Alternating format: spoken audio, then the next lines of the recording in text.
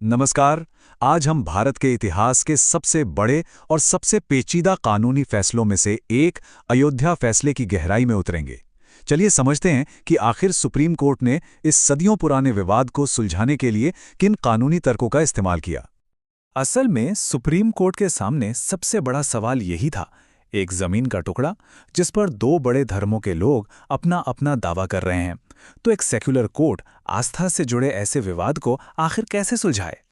ये कानूनी लड़ाई कोई चंद सालों की नहीं थी, बल्कि 130 साल से भी ज्यादा पुरानी थी। अगर हम इस टाइमलाइन पर नजर डालें तो 1885 में पहले केस से लेकर 1992 में ढांचे के विध्वंस और फिर जाकर 2019 में आए अंतिम फैसले तक इस मामले ने कई अहम मोड़ देखे।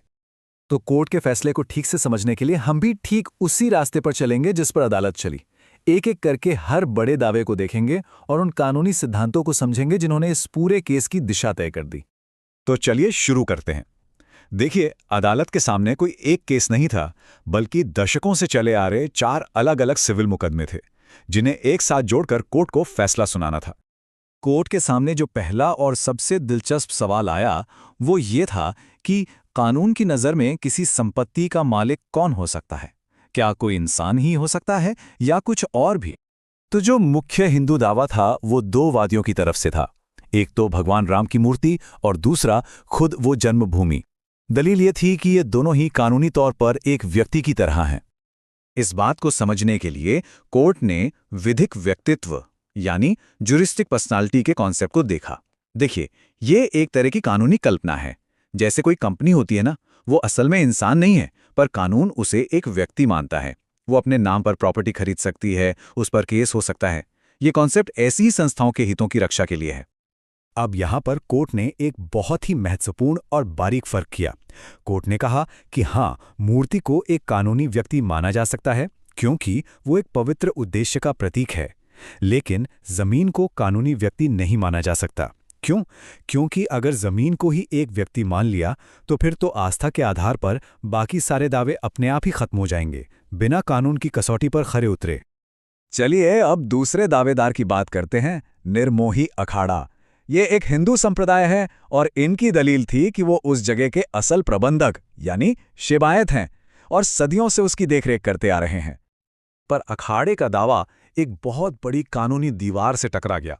इसे कहते हैं लिमिटेशन लॉ या मियाद का कानून। देखिए, कानून में ना कोई भी केस फाइल करने की एक समय सीमा होती है, एक डेडलाइन होती है, और कोर्ट ने पाया कि अखाड़े ने अपना मुकदमा उस डेडलाइन के काफी बाद फाइल किया था। मतलब उन्होंने बहुत देर कर दी थी। और बात सिर्फ समय की नहीं थी। कोर्ट ने यह भी पाया कि निर्मोही अखाड़ा इस बात का कोई ठोस सबूत नहीं दे पाया कि उनका उस जगह पर मैनेजमेंट लगातार बिना किसी रोक टोक के और सिर्फ उन्हीं का था। अब आते हैं सुन्नी सेंट्रल वक्फ बोर्ड के दावे पर। उनकी मांग थी कि उस जगह को एक सार्वजनिक मस्जिद घोषित किया जाए और उसका मालिकाना हक उन्हें दिया जाए।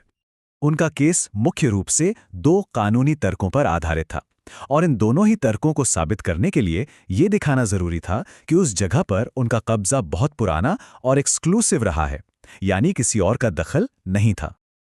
तो कोर्ट ने उनके प्रतिकूल कब्जे यानी एडवर्स पोजीशन के दावे को खारिज कर दिया। क्यों? क्योंकि सबूत साफ साफ दिखा रहे थे कि बाहरी आंगन पर हिंदुओं का कब्जा और पूजा पाठ लगातार बना हुआ था। इसका मतलब ये हुआ कि पूरे स्थल पर मुसलमानों का कब्जा कभी भी एक्सक्लूसिव यानी अलेनीगस नहीं रहा। और ठीक इसी तरह उपयोग द्वारा वक्फ वाला तर्क भी नहीं टिक पाया। इस तर्क के लिए यह साबित करना जरूरी था कि उस जगह का इस्तेमाल लगातार सिर्फ नमाज के लिए होता आया है।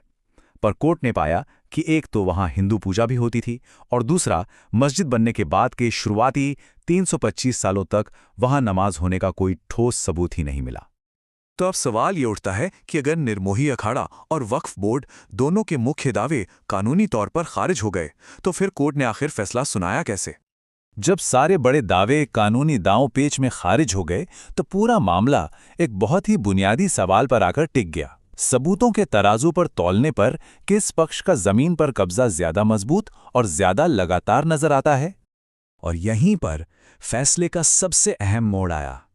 कोर्ट ने सबूतों को तौलकर यह पाया कि जो भीतरी आंगन था यानी गुंबद के नीचे की जगह, वहां मुस्लिमों का कब्जा तो था, लेकिन वो कभी भी निर्विवाद या अकेला नहीं था। वहीं दूसरी तरफ बाहरी आंगन में हिंदुओं का कब्जा और पूजा पाठ एकदम साफ, लगातार और बिना किसी रोक-टोक के चलता रहा। इसीलिए अदालत इस नतीजे पर पहुंची कि जब सारे सबूतों को एक साथ रखकर देखा जाए तो हिंदुओं का दावा ज्यादा वजनदार लगता है। कानून की भाषा में इसे प्रिपॉन्डरेंस ऑफ प्रोबेबिलिटीज कहते हैं, यानी किस पक्ष की कहानी ज्यादा संभावित और विश्वसनीय लगती है। और सबूतों पर आधारित इसी खोज के कारण वो अंतिम फैसला आया, जिसकी घोषणा 9 नवंबर 2019 को की गई। तो सबसे जरूरी बात यह है कि कब्जे के बेहतर सबूतों के आधार पर जमीन का मालिकाना हक उस वादी को दिया गया जिसकी कानूनी हैसियत को कोर्ट ने इस केस के लिए माना था, और वो थे स्वयं देवता भगवान श्रीराम विराजमान। और फिर अंतिम आदेश दिए गए। मंदिर निर्माण के लिए एक ट्रस्ट बनाने का निर्देश दिया गया और साथ ही जिसे कोर्ट ने न्याय का तकाजा माना, सुन्नी वक्फ बोर्ड को मस्जिद बनाने के लिए अयोध्या में ही एक प्रमुख जगह पर 5 एकड़ जमीन देने का भी आदेश दिया। अयोध्या का फैसला हमें ये दिखाता है कि जब इतिहास, आस्था और कानून आपस में टकराते हैं तो एक धर्मनिरपेक्ष कानूनी व्यवस्था के लिए उसे सुलझाना कितनी बड़ी चुनौती होती है। और ये हमें एक बहुत ज़रूरी सवाल के साथ छोड़ जाता है जिस पर सोचना हम सबके लिए ज़रूरी है।